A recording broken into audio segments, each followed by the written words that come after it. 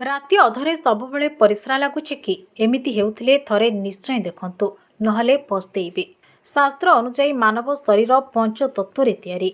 ସେଗୁଡ଼ିକ ହେଲେ ଜଳ, ଆକାଶ, ବାୟୁ, ମାଟି ଏବଂ ଅଗ୍ନି। ଏସବୁ ତତ୍ତ୍ୱ ମଧ୍ୟରୁ ମଣିଷ ଶରୀରରେ ଜଳ ତତ୍ତ୍ୱ ସବୁଠୁ ଅଧିକ ରହିଛି, ଯାହାକି 72% ଅଟେ। ସେହିଭଳି ଆମ ଶରୀରରେ ବାୟୁ ତତ୍ତ୍ୱ ଅକ୍ସିଜେନ୍ ମାଧ୍ୟମରେ ଥାଏ ଏବଂ ମଣିଷ ତ୍ୱଚା ମାଟି ତତ୍ତ୍ୱରେ ତିଆରି। ଏହା ସହ ମଣିଷ ଶରୀର ଭିତରେ ଥିବା ତାପମାତ୍ରାକୁ ଅଗ୍ନି ତତ୍ତ୍ୱ କୁହାଯାଏ ଏବଂ ଶରୀରରେ ଥିବା ଖାଲି ସ୍ଥାନକୁ ଆକାଶ ସହ ତୁଳନା କରାଯାଇଛି। ଆମ ଶରୀରରେ ଜଳତତ୍ତ୍ୱ ଅଧିକ ଥିବାରୁ ଏହାର ଭଲ ଭାବେ ଧ୍ୟାନ ରଖିଲେ ଜୀବନରେ କେବେ ବି କୌଣସି ରୋଗ ହେବ ନାହିଁ। ଆମ ଶରୀରକୁ ପ୍ରଚୁର ମାତ୍ରାରେ ଜଳର ଆବଶ୍ୟକତା ରହିଛି, ଯାହାକି ଜଳପାନ କରିବା ଦ୍ୱାରା ପୂରଣ ହୋଇଥାଏ। ହେଲେ ଅଧିକ ପାଣି ପିଇବା ଦ୍ୱାରା ଅଧିକ ପରିସ୍ରା ମଧ୍ୟ ଲାଗିଥାଏ, ଯାହାକି ସମ୍ପୂର୍ଣ୍ଣ ସ୍ୱାଭାବିକ କଥା। ହେଲେ ଅନେକ ଲୋକଙ୍କୁ ଅଧରାତିରେ ସବୁବେଳେ ପରିସ୍ରା ଲାଗିଥାଏ ଓ ନିଦ ଭାଙ୍ଗିଯାଏ।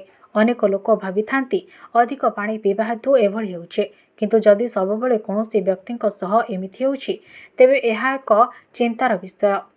ଏହାକୁ କେବେ ବି ହାଲୁକାରେ ନେବା ଉଚିତ ନୁହେଁ। ଡାକ୍ତରଙ୍କ କହିବା ଅନୁସାରେ ପରିସ୍ରା ଲାଗିବା ବହୁତ ଭଲ କଥା, କାରଣ ପରିସ୍ରା କରିବା ଦ୍ୱାରା ଆମ ଶରୀରରେ ଥିବା ଆବର୍ଜନା ସବୁ ମୂତ୍ର ଜରିଆରେ ଶରୀରରୁ ନିଷ୍କାସିତ ହୋଇଥାଏ।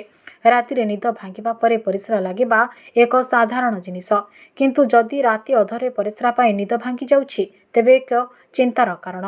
ତେଣୁ ଯଦି ବି ପରିସ୍ରା ପାଇଁ ନିଦ ଭାଙ୍ଗୁଛି, ତେବେ କେବେ ବି ହଠାତ୍ ବେଡ୍ରୁ ଉଠନ୍ତୁ ନାହିଁ। ନିଦ୍ରାରେ ଥିବାବେଳେ ଆମ ଶରୀର ସମ୍ପୂର୍ଣ୍ଣ ଜାଗି ନଥାଏ। ହଠାତ୍ ଉଠିଯିବା ଦ୍ୱାରା ଆମ ଶରୀରରେ ପ୍ରବାହିତ ରକ୍ତଧାରା ମସ୍ତିଷ୍କକୁ ଉଠିଯାଏ। ଏଭଳି ସ୍ଥଳେ ବ୍ରେନ୍ ଷ୍ଟ୍ରୋକ୍ ହେବାର ସମ୍ଭାବନା ରହିଥାଏ। ଯଦି ଆପଣଙ୍କୁ ରାତିରେ ହଠାତ୍ ପରିସ୍ରା ଲାଗୁଛି, ତେବେ ବେଡ୍ରୁ ଉଠି କିଛି ସମୟ ବସନ୍ତୁ ଏବଂ ଶରୀରକୁ ସତେଜ ହେବାକୁ ଦିଅନ୍ତୁ। ଏହାପରେ ପରିସ୍ରା କରିବାକୁ ଯାଆନ୍ତୁ। ଏଭଳି ଉଠିବା ଦ୍ୱାରା କୌଣସି ଅସୁବିଧା ହୋଇନଥାଏ।